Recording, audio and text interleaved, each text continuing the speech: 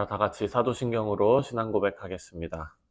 전능하사 천지를 만드신 하나님 아버지를 내가 믿사오며 그 외아들 우리 주 예수 그리스도를 믿사오니 이는 성령으로 잉태하사 동정녀 마리아에게 나시고 본디오 빌라도에게 고난을 받으사 십자가에 못 박혀 죽으시고 장사한 지 사흘 만에 죽은 자 가운데서 다시 살아나시며 하늘에 오르사 전능하신 하나님 우편에 앉아 계시다가 저리로서 산 자와 죽은 자를 심판하러 오시리라.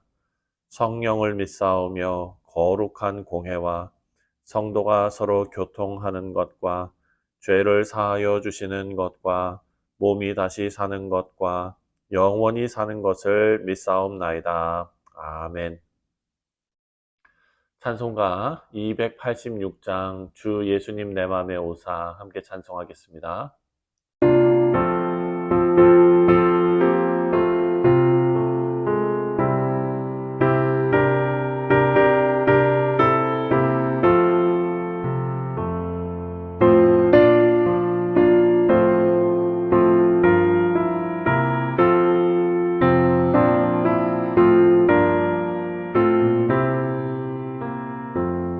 주 예수님 내 맘에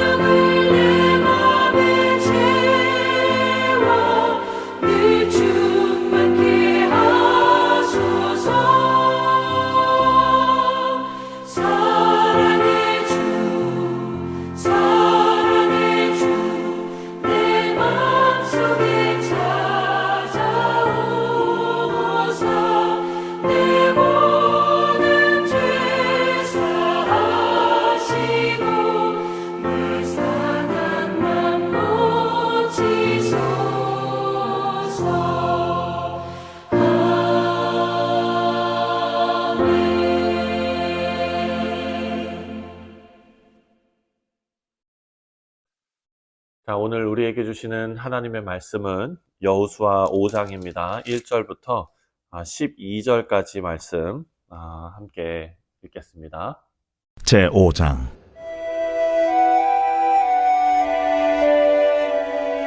요단 서쪽의 아모리 사람의 모든 왕들과 해변의 가나안 사람의 모든 왕들이 여호와께서 요단물을 이스라엘 자손들 앞에서 말리시고 우리를 건너게 하셨음을 듣고 마음이 녹았고 이스라엘 자손들 때문에 정신을 잃었더라.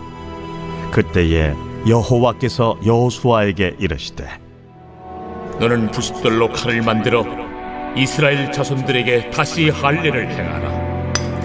여호수아가 부싯돌로 칼을 만들어 할례산에서 이스라엘 자손들에게 할례를 행하니라. 여호수아가 할례를 시행한 까닭은 이것이니 애굽에서 나온 모든 백성 중 남자 곧 모든 군사는 애굽에서 나온 후 광야 길에서 죽었는데 그 나온 백성은 다 할례를 받았으나 다만 애굽에서 나온 후 광야 길에서 난 자는 할례를 받지 못하였습니다. 이스라엘 자손들이 여호와의 음성을 청종하지 아니하므로 여호와께서 그들에게 대하여 맹세하사 그들의 조상들에게 맹세하여 우리에게 주리라고 하신 땅 곧 젖과 꿀이 흐르는 땅을 그들이 보지 못하게 하리라 하시매 애굽에서 나온 족속 곧 군사들이 다 멸절하기까지 40년 동안을 광야에서 헤매었더니 그들의 대를 잇게 하신 이 자손에게 여호수아가 할례를 행하였으니 길에서는 그들에게 할례를 행하지 못하였으므로 할례 없는 자가 되었음이었더라. 또 그 모든 백성에게 할례 행하기를 마치매 백성이 진중 각 처소에 머물며 낫기를 기다릴 때에 여호와께서 여호수아에게 이르시되 내가 오늘 애굽의 수치를 너희에게서 떠나가게 하였다 하셨으므로 그곳 이름을 오늘까지 길갈이라 하느니라. 또 이스라엘 자손들이 길갈에 진쳤고 그달 14일 저녁에는 여리고 평지에서 유월절을 지켰으며 유월절 이튿날에 그 땅의 소산물을 먹되 그날에 무교병과 볶은 곡식을 먹었더라. 또 그 땅의 소산물을 먹은 다음 날에 만나가 그쳤으니 이스라엘 사람들이 다시는 만나를 얻지 못하였고 그 해에 가나안 땅의 소출을 먹었더라. 네, 사랑하는 성도님들, 오늘 본문 여호수아 5장은 이스라엘 백성이 요단강을 건너서 약속의 땅에 첫 발을 내딛었습니다. 그리고 그 후에 벌어진 중요한 사건들을 이제 쭉 기록해 나가고 있습니다. 하나님께서 하나님의 백성과의 언약을 다시 한번 확인하시고 또 새로운 시작을 준비하게 하시는 그런 의미가 있는 말씀입니다. 우리가 잘 아는 대로 이스라엘 백성은 40년 동안 광야를 떠돌면서 하나님의 인도하심과 그리고 하나님의 공급하심을 모두 경험했습니다. 하지만 이제 이스라엘 백성들은 광야의 삶을 끝내고 새로운 단계로 나아가야 했습니다. 그리고 그 과정에서 하나님은 그들에게 필요한 영적 준비 그리고 새로운 정체성을 확인시켜 주셨습니다. 사랑하는 성도님들, 우리 삶에도 이처럼 전환점이 찾아올 때가 있습니다. 새해를 시작하거나 혹은 새로운 직장으로 옮긴다거나 혹은 새로운 사명을 하나님께서 주신다거나 새로운 관계 속으로 나아갔거나 여러분 이럴 때에 우리는 하나님의 인도하심과 그리고 또 준비가 필요합니다. 오늘 본문은 그 새로운 시작을 맞이하면서 하나님의 백성들이 또한 우리가 해야 할 일이 무엇인지 또 하나님께서 우리에게 어떻게 역사하시는지 본문을 통해서 지혜를 얻고 또 본문을 통해서 하나님의 마음을 깨닫는 그런 귀한 시간이 되시기를 바랍니다. 자, 1절 말씀을 보면 가장 먼저 하나님께서 그 주변 가나안 땅의 이방 왕들에게 두려움을 주시는 장면이 나옵니다.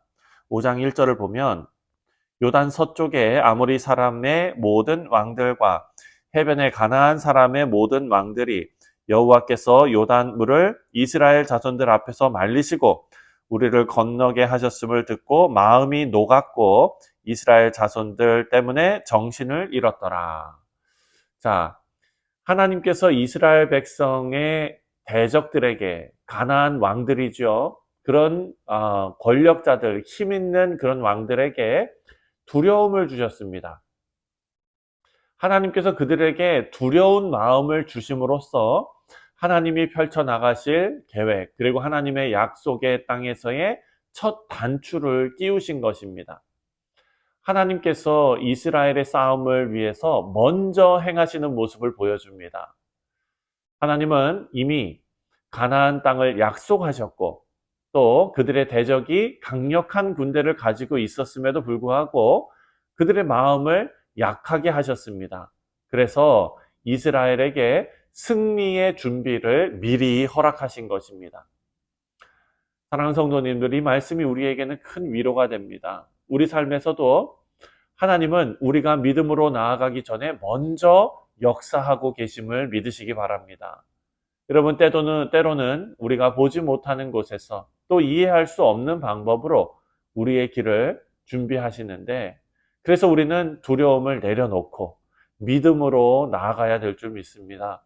하나님께서는 우리가 싸우기도 전에 이미 대적들의 마음을 흔드시고 우리가 승리를 경험할 수 있도록 길을 예비해 주실 줄 믿습니다. 사랑하는 성도님들, 우리가 인생을 살아가면서 도약이 필요한 그런 시기가 있습니다.